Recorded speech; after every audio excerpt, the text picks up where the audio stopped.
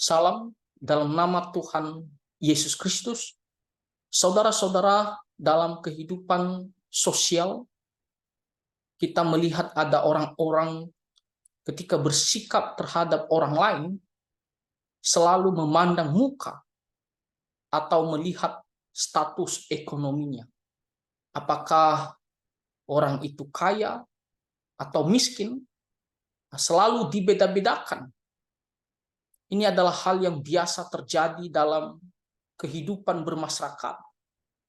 Tanpa terkecuali juga, saudara-saudara, bagi kehidupan Kristen juga terjadi hal demikian. Ada orang-orang Kristen tertentu yang selalu membeda-bedakan antara orang kaya dan orang miskin. Perlakuannya jelas berbeda. Selalu memandang muka. Nah, oleh karena itu, saudara-saudara, kita mau belajar firman Tuhan. Kembali kita diingatkan kembali. Sebagai orang-orang percaya, bagaimana seharusnya kita bersikap terhadap orang lain. Apakah kita boleh sama seperti orang-orang duniawi, orang-orang yang tidak mengenal Tuhan, yang selalu memandang muka? Apakah kita boleh seperti demikian? Atau seharusnya bagaimana sebagai orang yang percaya kepada Tuhan Yesus Kristus? Di sini firman Tuhan di kitab Yakobus pasal 2 ayat pertama sampai ayat yang ke-9 dikatakan, saudara-saudaraku, sebagai orang yang beriman kepada Yesus Kristus, Tuhan kita yang mulia, janganlah iman itu kamu amalkan dengan memandang muka. Di sini dikatakan kita sudah beriman kepada Tuhan Yesus. Kita sudah percaya kepada Tuhan Yesus. Kita telah ditebusnya, kita telah diselamatkannya. Kita adalah anak-anak Tuhan Yesus Kristus. Dan di sini dikatakan Tuhan kita Yesus Kristus adalah Tuhan yang mulia. Tuhan yang begitu agung. Namun Tuhan tidak memandang muka. Tuhan tidak membeda-bedakan. Kita melihat bagaimana waktu Tuhan Yesus datang ke dunia. Dia tidak datang hanya untuk melayani orang-orang kaya. Dia tidak datang hanya untuk melayani orang-orang yang memiliki status ekonomi yang bagus. Ataupun hanya sekelompok tertentu. Tidak. Tuhan Yesus datang melayani semuanya. Dia datang dengan penuh kasih kepada semuanya. Tanpa membeda-bedakan. Dan kita melihat bagaimana dia rela menderita dan mati di atas kayu salib demi menebus dosa-dosa kita. Nah, jadi kalau Tuhan kita yang begitu mulia, begitu agung, dia tanpa memandang muka, ya, dia penuh kasih dan melayani semuanya, bahkan mati untuk menebus dosa-dosa kita. Maka kita orang-orang yang percaya kepada Tuhan Yesus dikatakan janganlah, ya, kata jangan, kata larangan, kata perintah. Janganlah iman itu kita amalkan dengan memandang muka. Janganlah kita mewujudkan ataupun menerapkan iman itu dengan memandang muka atau membeda-bedakan orang lain. Karena kita adalah anak-anak Tuhan Yesus Kristus. Nah, seperti apa contohnya memandang muka? Kasusnya seperti apa? Nah, di sini di ayat yang kedua dikatakan oleh firman Tuhan, sebab jika ada seorang masuk ke dalam kumpulan dengan memakai cincin emas dan pakaian indah, dan datang juga seorang miskin ke situ dengan memakai pakaian buruk.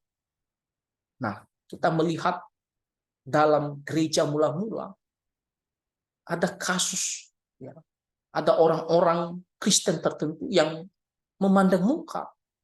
Dan di sini diberitahukan di mana ada seorang masuk ke dalam kumpulan, ya, dalam persekutuan mereka. Dan orang ini orang kaya, terlihat bagaimana dia memakai cincin emas. Ya, cincin emas bukan tanda bahwa orang itu punya uang, mewah. Dan di sini dikatakan dan pakaian indah, ya, pakaian yang bagi kita mungkin sekarang pakaian yang bermerek, ya, punya kelas, jauh lebih mewah. Dan dikatakan dan datang juga orang miskin ke situ dengan memakai pakaian buruk. Jadi satu kelompok yaitu orang kaya, tetapi ada satu kelompok lagi di sini dikatakan orang miskin, ya. Dari mana kita melihat kemiskinannya? Ya dia memakai pakaian buruk. Jangankan dia mau pakai cincin, pakaiannya saja tidak layak, tidak sesuai dengan harapan manusia. Di sini dikatakan pakaian buruk karena tidak ada uang. Nah, inilah dua kelompok, orang kaya dan orang miskin. Lalu bagaimana sikap orang-orang Kristen, gereja mula-mula, orang-orang tertentu? Ya, di sini dikatakan dan kamu menghormati orang yang berpakaian indah itu dan berkata kepadanya, silakan Tuhan duduk di tempat yang baik ini. Lihat sikap terhadap orang kaya ini. Di sini dikatakan kamu menghormati, begitu menghargai. Ya. Dari mana kita melihat? Di sini dikatakan waktu dia menyambut orang kaya ini, dia memanggil orang kaya ini sebagai Tuhan. Bukan lagi saudara, bukan. Atau teman, bukan. Tapi lebih daripada itu, dipanggil Tuhan. Jauh lebih dihormati, lebih tinggi. Statusnya dipanggil Tuhan. Karena dia kaya. Dan di sini dikatakan duduk di tempat yang baik, disediakan tempat yang bagus, tempat yang ya, punya kursi yang empuk dan posisinya paling depan, terhormat. Kalau kita sekarang kita melihat ada orang kaya datang, kita sediakan sofa yang bagus, yang empuk, dan sediakan dia posisinya di paling depan. Kita temani dia, ayo duduk di paling depan, Pak. Karena orang kaya. Lalu bagaimana sikap terhadap orang miskin? Di sini dikatakan sedang kepada orang yang miskin itu, kamu berkata, berdirilah di sana. Nah, boro-boro disediakan tempat yang bagus ataupun di depan. Di sini dikatakan berdirilah di sana jauh-jauh. Paling belakang. Kenapa? Karena miskin. Dan lebih parahnya lagi, seperti menghina, merendahkan. Di sini dikatakan duduklah di lantai ini dekat tumpuan kakiku. Atau duduklah di lantai ini dekat tumpuan kakiku.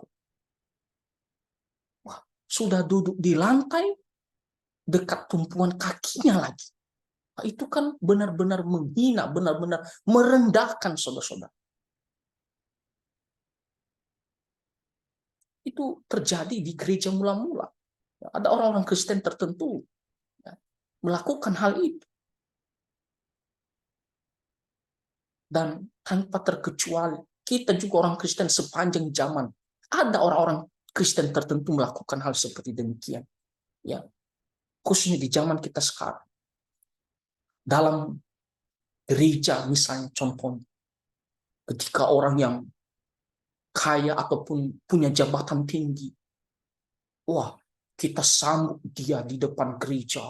Selamat pagi Pak, selamat pagi Bu. Lalu kita temani dia, antar dia, kita persilahkan dia duduk paling depan. Ada yang sediakan sofa yang bagus, paling depan. Silakan Pak, duduk Pak. Semoga nyaman Pak. Kenapa? Karena kita melihat orang kaya. Tapi coba kalau orang miskin, jemaat biasa saja. Ya, biasa saja sikap kita.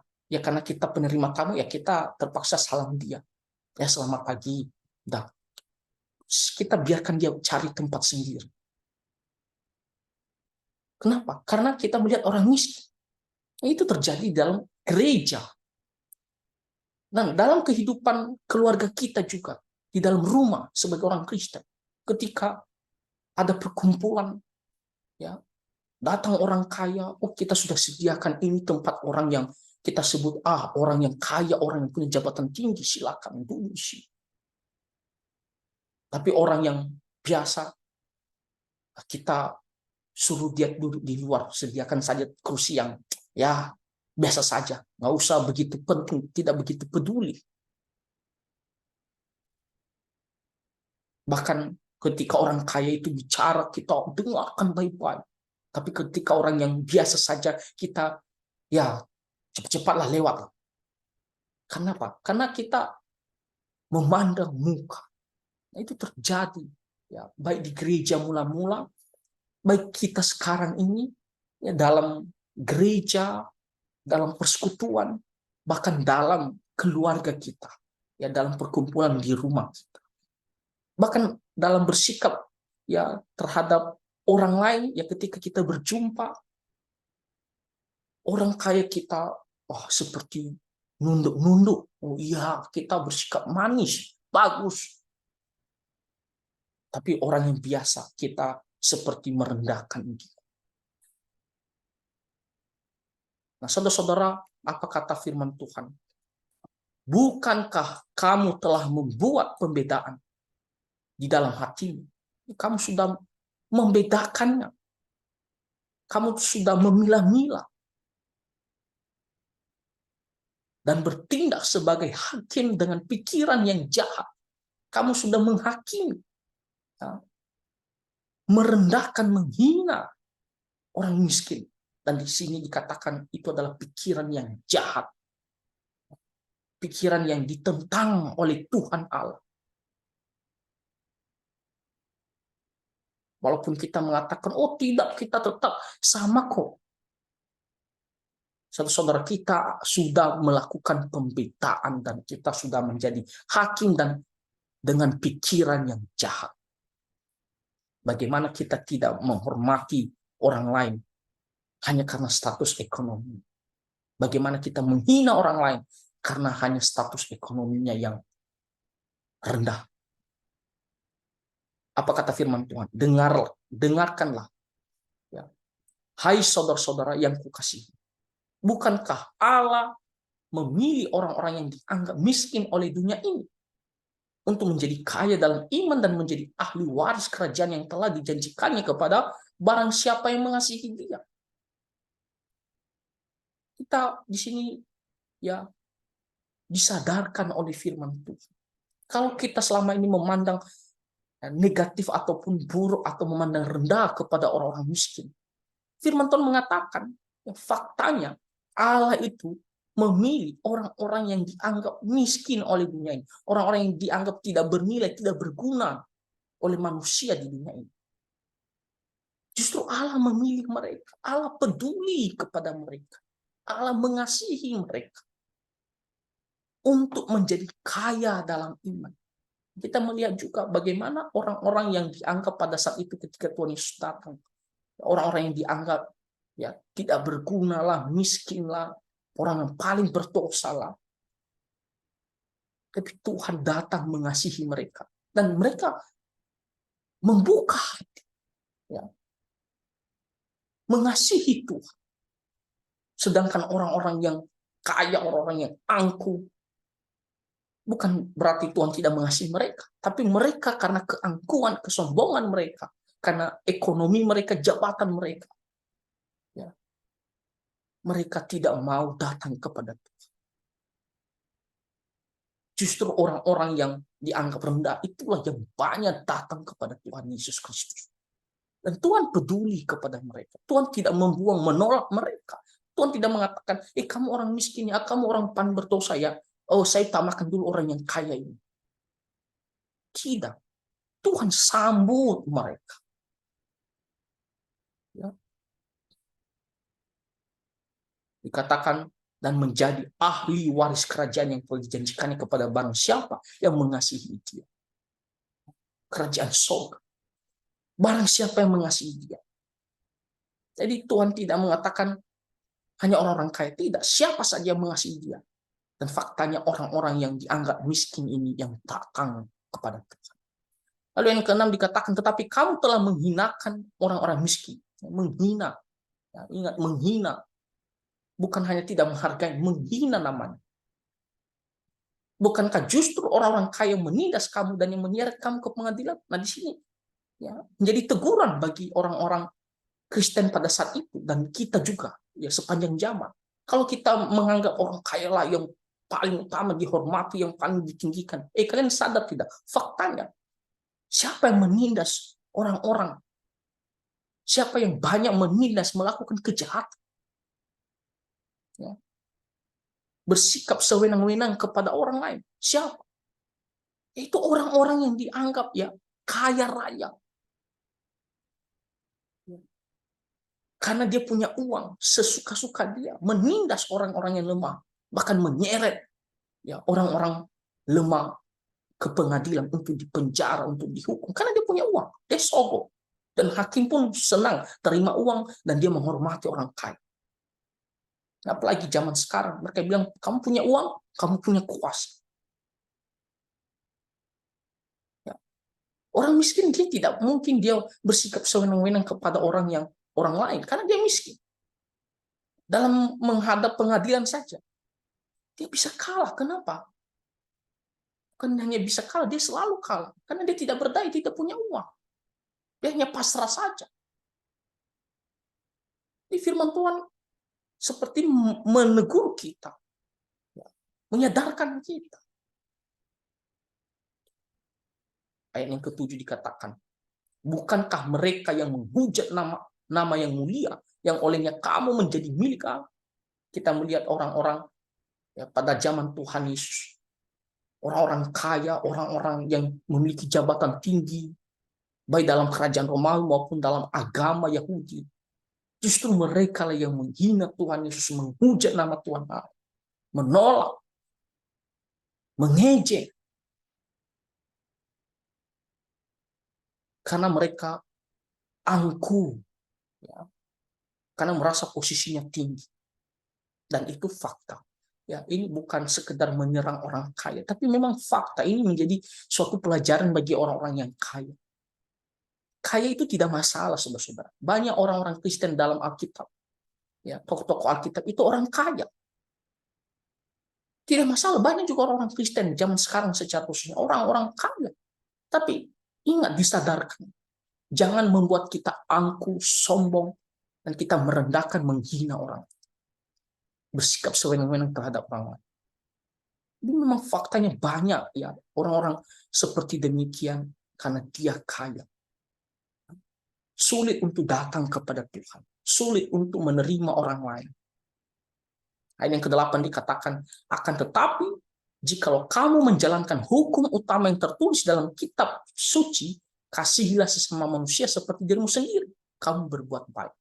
Apa kata firman Tuhan? Hukum utama, yaitu mengenai kasih. Dan di bagian yang keduanya dikatakan, kasihilah sesama manusia seperti dirimu sendiri. Siapakah manusia di sini yang harus dikasihi? Apakah orang kaya saja? Apakah orang yang punya jabatan tinggi saja?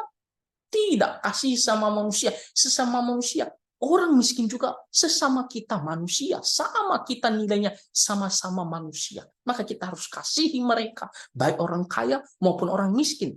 Kasih sama seperti diri kita sendiri. Bukan karena dia kaya, maka dialah yang manusia sejati. Lalu yang miskin, oh dia setengah manusia, lalu kita kurangi kasih kita kepada dia. Tidak. Dia juga manusia, saudara-saudara. Walaupun dia miskin. Jadi kita harus mengasihi sama manusia, kata Tuhan Yesus. Itu semua orang, tanpa memandang muka, tanpa memandang latar belakang. Kita harus kasihi seperti diri kita sendiri. Seperti apa kita memperlakukan diri kita, seperti itu juga kita harus perlakukan orang lain.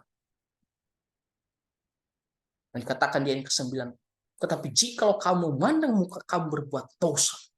Kalau kamu kasih sama manusia seperti dirimu sendiri, kasih semua tanpa memandang muka, dikatakan kamu berbuat baik, berkenan di hadapan Tuhan. Ya, dan kamu pun akan menerima upahnya, upah yang baik dari Tuhan.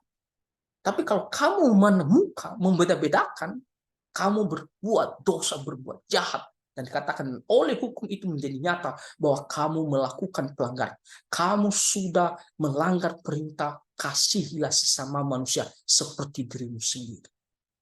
Kamu sudah melanggar perintah itu, kamu telah berbuat salah, berdosa terhadap Tuhan. Jadi saudara-saudara, melalui firman Tuhan ini, kita diingatkan kembali. Kita adalah orang Kristen. Tuhan kita saja yang begitu mulia dan agung, dia tidak memandang muka. Dia begitu mengasihi, penuh kasih, melayani semua orang. Bahkan mati bagi orang-orang yang berdosa, yang datang kepadanya, tanpa melihat apakah dia kaya atau miskin. Maka demikian juga kita terapkan iman kita itu seperti Tuhan Yesus. Kita juga mengasihi sesama manusia, siapapun dia, tanpa memandang muka. Tidak hanya dalam hal masalah ekonomi, dalam hal ras juga, suku juga. Apakah dia memiliki kulit hitam atau putih, kita sama, kita juga kasihi mereka. Kita sama-sama menghormati mereka, menghargai mereka. Seperti apa kita memperlakukan orang kaya, demikian juga kita harus perlakukan orang-orang yang miskin atau orang-orang yang dianggap kulitnya hitam atau putih. Kita jangan membeda-bedakan. Ya. Atau sukunya. Kita juga jangan beda-bedakan karena dia suku A, suku B. Tidak. Ya, kita semua adalah orang Kristen, orang yang percaya. Kita saudara semua, sama-sama anak-anak Tuhan. Nanti kita sama-sama di surga. Maka kita saling menghormati, saling menghargai tanpa membeda-bedakan. Tidak hanya kepada sesama orang Kristen, tetapi kepada semua orang juga. Karena kita adalah anak Tuhan Yesus. Supaya mereka tahu kita adalah anak-anak Tuhan Yesus. Menjadi saksi yang baik. Nah, jadi saudara-saudara, firman Tuhan ini sangat penting. Ya. Baiklah kita bersikap benar terhadap orang lain tanpa memandang muka. Dan kalau kita menjalankan hukum kasih itu dengan sepenuh hati, Tuhan akan mengasihi kita. Tuhan berkenan kepada kita. Karena itulah yang Tuhan mau kita lakukan sebagai orang-orang Kristen. Akhirnya firman Tuhan ini bisa menolong kita, dan Tuhan Yesus memberkati kita semua. Amin.